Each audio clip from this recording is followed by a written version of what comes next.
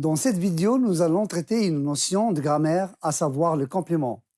C'est l'une des notions qui présente des difficultés dans les épreuves d'examen de français. Qu'est-ce qu'un complément? Un complément est un mot ou un groupe de mots qui complète ou précise un nom, un verbe ou encore une phrase. Dans cette définition, soulignons les mots-clés qui sont complètes et précises. C'est justement pour mettre l'accent sur les fonctions des compléments. Pour commencer, je vous propose un texte qui va nous aider à mieux comprendre les règles grammaticales liées à cette notion. En quelques années, l'ordinateur a envahi les écoles. Il parle et il entend. Il sait faire plusieurs tâches. Il devient la première passion de tout le monde. Les enseignants encouragent leurs élèves à l'utiliser rationnellement. Grands et petits l'utilisent d'une façon abusive. La plupart des jeunes se rendent au Publinet. Remarquons d'abord que les phrases du texte n'ont pas la même structure. Le tableau suivant les classe en fonction de leur structure. Ce classement donne lieu à deux catégories de phrases. Des phrases sans complément, exemple, il parle, il entend. Ces verbes sont appelés des verbes intransitifs. La phrase se limite à un sujet et un verbe, et a un sens. C'est ce que vous voyez dans la colonne 2. Des phrases avec complément. Un seul ou parfois plusieurs compléments. Celles qui sont repérées dans la colonne 3. Ces verbes sont appelés des verbes transitifs. Le complément ajoute une information, voire une précision au verbe. Voyons maintenant à quelles questions répondent les compléments. Je prends la première phrase.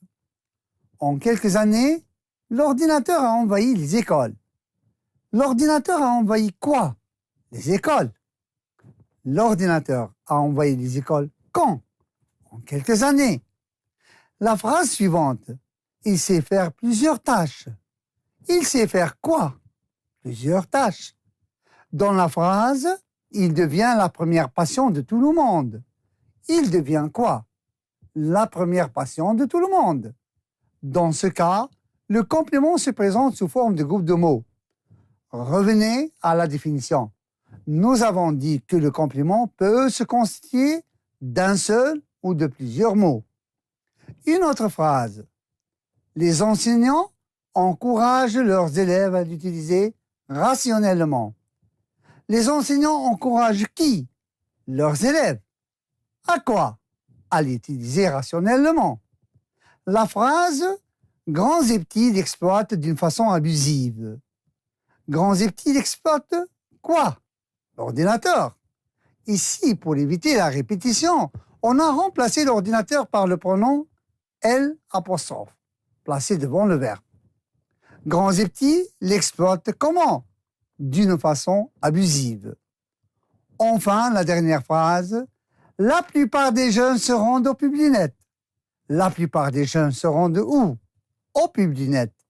Ce tableau nous conduit à certaines conclusions. Première conclusion, toutes ces phrases font appel à des compléments.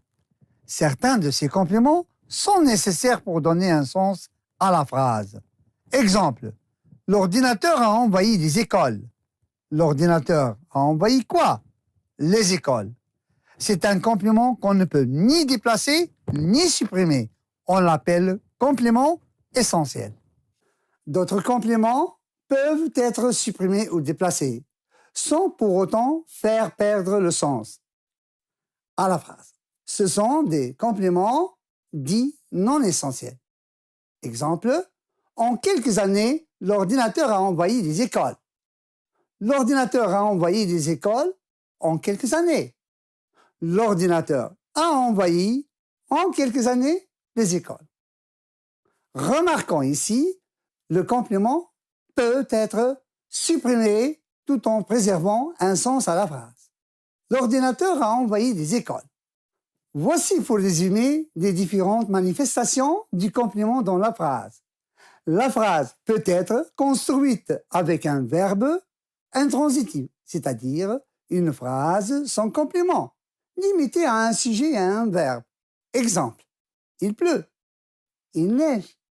Comme elle peut être construite avec un verbe transitif, c'est-à-dire accompagné d'un ou de plusieurs compléments. Ici, deux cas peuvent se présenter. Soit que le complément est supprimable et déplaçable, et il répond généralement aux questions quand, où, comment, il est dit non essentiel. Soit qu'il est ni supprimable, ni déplaçable. Dans ce second cas, si le complément répond aux questions qui, quoi, il est dit généralement essentiel 1, désigné parfois par un complément d'objet direct, le COD, et qui ne peut être ni supprimé ni déplacé.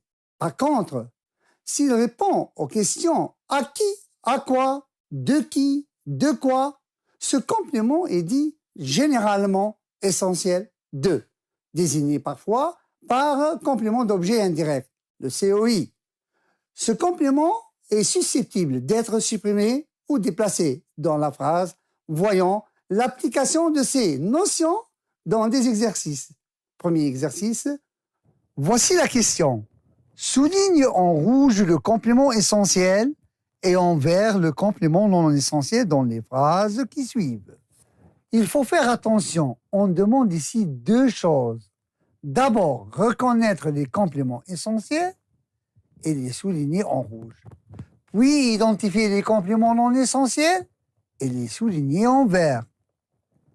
Rappelons que le complément est considéré essentiel lorsque sa présence et sa position sont obligatoires pour que la phrase soit complète. La première phrase. Ce garçon ressemble beaucoup à son frère jumeau. Comment ce garçon ressemble-t-il à son frère? Beaucoup. En supprimant beaucoup, la phrase garde-t-elle son sens? Oui, on aura « ce garçon ressemble à son frère jumeau ». Par conséquent, beaucoup est qualifié de complément non essentiel. Ce garçon ressemble à qui? À son frère jumeau. En supprimant à son frère jumeau, la phrase n'a plus de sens. Donc, c'est un complément essentiel.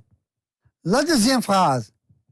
La sécheresse a causé des dégâts agricoles dans le Nord. La sécheresse a causé quoi? Des dégâts agricoles. En supprimant des dégâts agricoles, la phrase garde-t-elle son sens? Non. Donc, c'est un complément essentiel. Où la sécheresse a-t-elle causé des dégâts? Dans le Nord.